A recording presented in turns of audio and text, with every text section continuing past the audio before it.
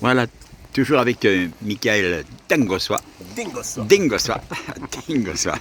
On va parler maintenant de ce métier de comédien. Alors, d'abord, quand tu as annoncé à tes parents que tu voulais être comédien, ils étaient étonnés, non? Pas trop? Non, en fait, mes parents n'ont jamais voulu que je fasse ce métier-là parce que c'est un métier, déjà l'intermittence dit les choses, c'est que c'est un métier où il n'y a pas de travail régulier, où c'est très aléatoire. Incertain. Incertain et aléatoire. Et mes parents n'étaient pas vraiment motivés pour que je fasse ce métier-là. Pourtant, j'ai une mère qui était artiste, malgré Oui. qu'elle était infirmière. Oui. Elle peint très bien, elle dessine très bien. Très bien. Vraiment, vraiment, elle a une qualité artistique qui est quand même vraiment. Je suis assez ébahi par rapport à ce qu'elle fait. D'accord.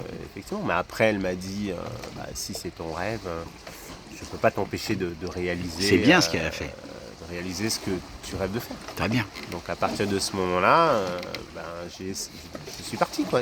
J'ai essayé. Tu t'es lancé. J'ai essayé, j'essaye, parce que j'aime. Ils t'ont soutenu? Oui, ils m'ont soutenu.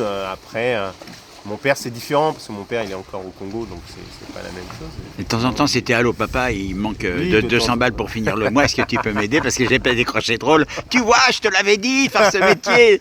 Non, mais après, oui, effectivement. Saltimbanque. Après, c'est le temps d'avoir son intermittence qui permet quand même d'avoir un petit peu les finances, mais c'est pas non plus. Tout le monde pense que l'intermittence, tu gagnes des milliers de cents, non.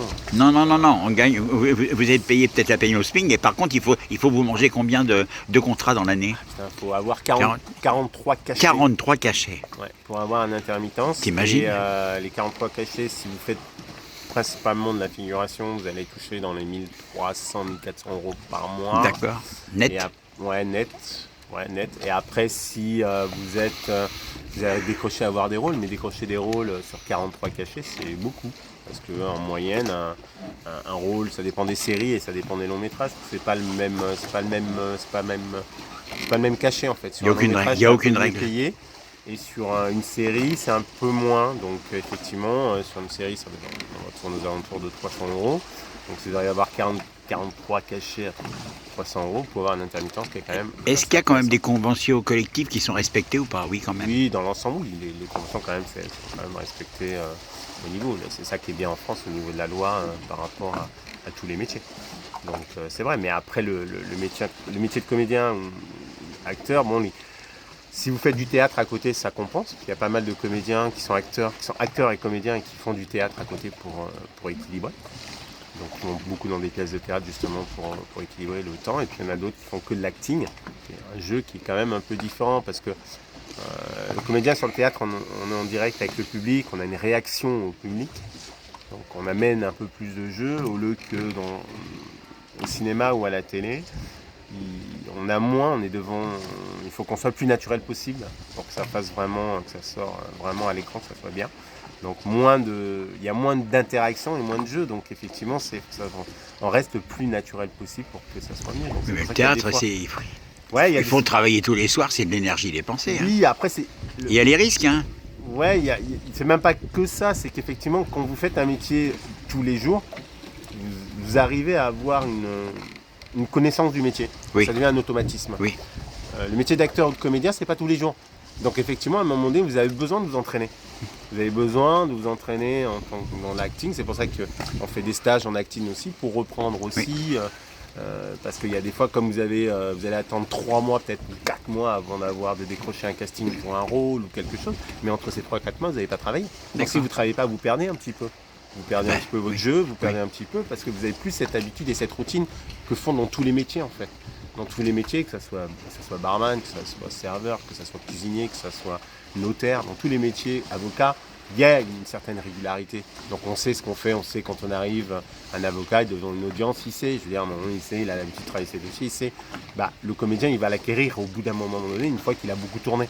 Oui, mais si vous ne tournez pas suffisamment, c'est très mauvais. Si tu tournes plus, les gens te voient de plus en plus. Oui, effectivement, c'est pour ça qu'on retrouve toujours à peu près les mêmes régulièrement sur les séries, que ce soit au cinéma. C'est toujours à peu près les mêmes personnes qui tournent parce que le réalisateur ou la production il connaît son jeu, il sait comment, il sait où l'emmener parce que généralement le réalisateur il a une idée en tête. On fonction du scénario, il a une idée en tête du personnage qu'il veut. Oui. Donc effectivement, quand il va passer un casting, tu peux passer un très bon casting, mais si tu ne corresponds pas à ce que l'idée s'est fait du réalisateur, des fois, ça va pas marcher. Et des fois, ça peut marcher, mais allez, à 80%. Très, très arbitraire tout ça. Ouais, 70% des fois, ça marche pas. Il y a un côté... il y a beaucoup de paramètres, en fait. Il y a beaucoup de paramètres pour arriver à des conclusions.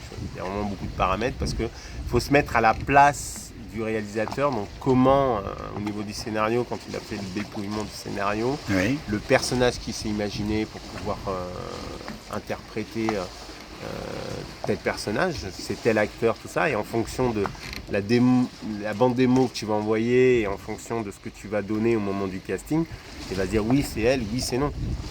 Et c'est comme ça que ça se passe, et c'est pour ça que c'est vraiment très aléatoire, c'est pour ça que c'est un métier qui est compliqué, qui est un métier artistique. Tu ne préfères pas les castings où quand tu te déplaces et que tu vas voir les mecs directement qui te disent voilà, il me faut joue devant moi, c'est bien parce que le problème c'est que la bande démo, t'attends combien de temps avant d'avoir une réponse quand non, on a la une bande d'ailleurs. démo, tu l'envoies, c'est un début par rapport au casting. Après, une fois qu'ils ont eu ton bande démo, c'est là qu'ils t'envoient les textes, tu les apprennes, et D'accord. après tu peux aller en casting.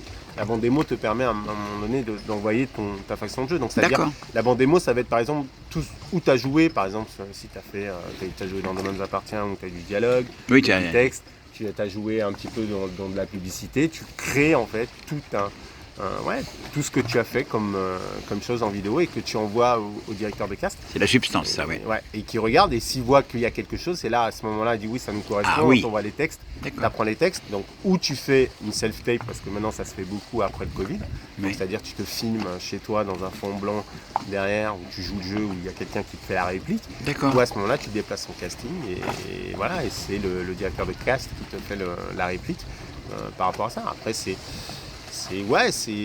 très aléatoire, mais comme je dirais, tous les métiers artistiques, tous les métiers passion sont des métiers compliqués. Tu le fais ce métier. Dans DNA, tu fais quoi? Tu incarnes quoi? Alors, dans DNA, quand j'ai commencé, j'ai eu quelques silhouettes et après j'ai été chef de la paillote l'année dernière. D'accord. J'ai eu à peu près 18 dates. Donc je ne sais pas si je vais être reconduit cette année. Donc après c'est pas moi qui décide, hein, c'est l'équipe de casting qui décide. Ça dépend ce qu'ils recherchent aussi, s'ils veulent mettre un petit peu de diversité ou pas. D'accord.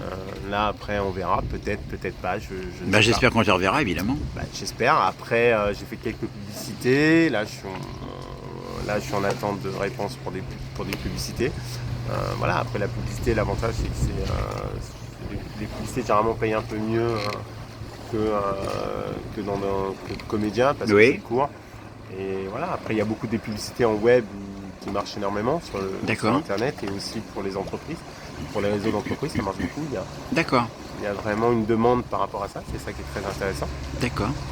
Ah, monsieur Larry avec les huîtres, c'est ça? C'est Mathieu Rousière, c'est un ami qui arrive, qui a été chercher ses huîtres à mon avis. Ouais. C'est top, on est dans un cadre magnifique. Ouais, on est un cadre. La maison Rousière, ça va bien? Tu vas bien? Ah bah voilà. Ah, il m'a dit que c'était son coin ici. Hein. Ok, bon, on va continuer dans quelques instants. On va parler de ta manière d'avoir versé vers le journalisme. À tout de suite. Aussi, oui. À tout de suite. À tout de suite.